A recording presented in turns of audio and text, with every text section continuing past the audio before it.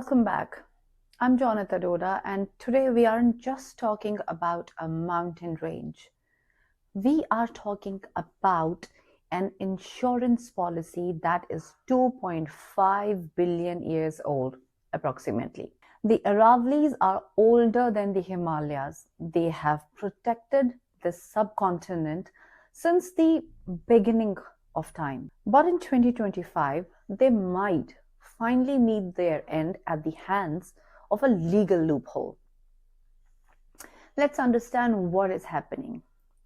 So in late 2025, a new definition was proposed.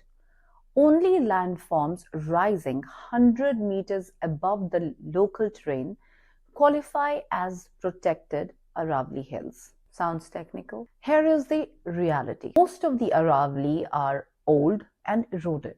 If this rule stands, nearly 90% of the range loses its forest status. Imagine if we redefined family to only include people over 6 feet tall.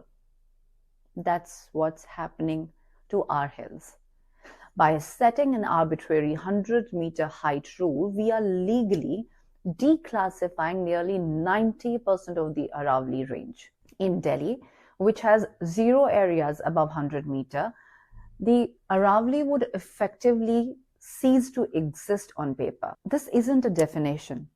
It is a clearance sale for the mining mafia. Geologically, these hills are fractured rocks that act as a massive sponge. What do? They recharge nearly 2 million liters of water per hectare every year. But we are blasting them. When you break the rock, you break the water cycle. The groundwater in Haryana and NCR is already hitting, 2,000 feet at certain places. When the hills go, the sponge is gone and the wells go dry forever. The hills are the sponge of North India. Their natural cracks channel rainwater into our aquifers. But when we blast these rocks for stone and sand, we basically break the sponge. We are like literally trading our future water security for construction rubble. Once the hills are flattened, no amount of rain will recharge our wells. We are choosing thirst for the sake of development. This is kind of crazy, right? SC appointed committee found that 31 out of 128 hills in Rajasthan have already disappeared due to illegal quarrying. The fact is that over a dozen breaches have opened in the range, allowing Thar Desert dust to pour into the Indo-Gangetic plains. So look at the maps. 31 hills are already gone. They didn't just erode, they were eaten by excavators. These gaps act like open doors for the Thar Desert. Every time you see a dust storm in Delhi, remember that is the desert marching through the holes we carved in our own shield. We are the ones who did it, right? Let's also understand the economic side of it. Let's talk about money. Land degradation costs India nearly 2.5% of its GDP annually.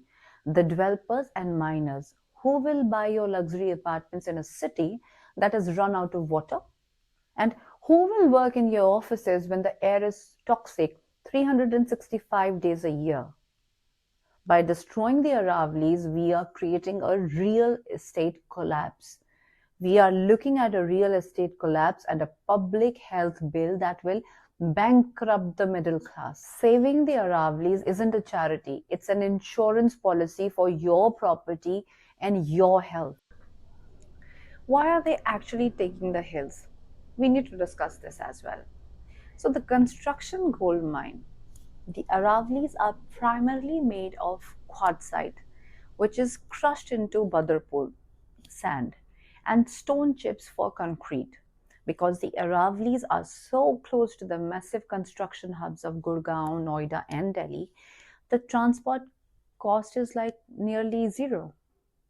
This makes these hills the most profitable quarry in India. Also, once a hill is declassified because it's under 100 meters, it becomes revenue land.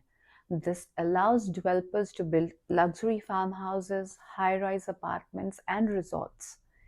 The land itself is worth thousands of crores, more than the minerals inside it. And the mineral wealth?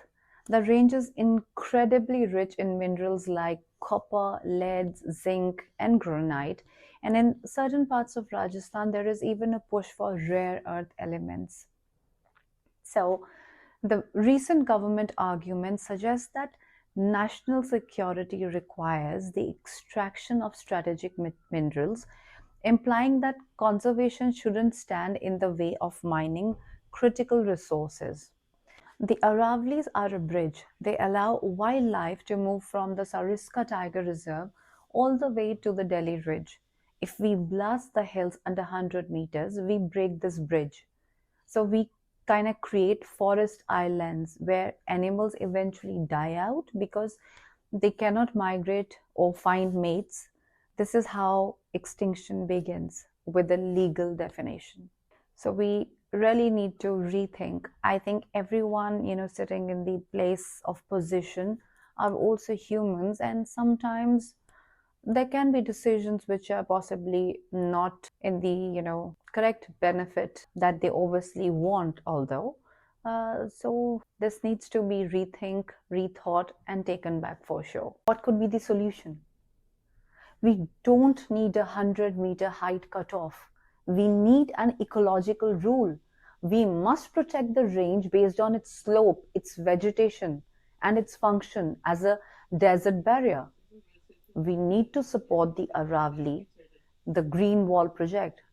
But plantation cannot replace the ancient mountains. So we need the Ministry of Environment, Forest and Climate Change to restore the natural conservation zone status without height filters. The Aravalli Green Wall project aims to restore 1.15 million hectares by 2027.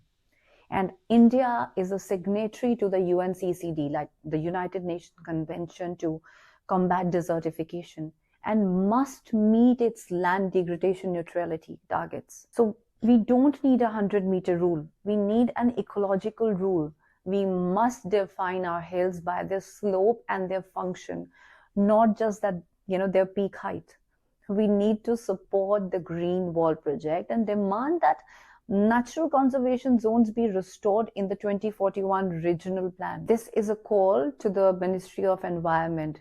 Please do not let a technicality kill a billion-year-old ecosystem.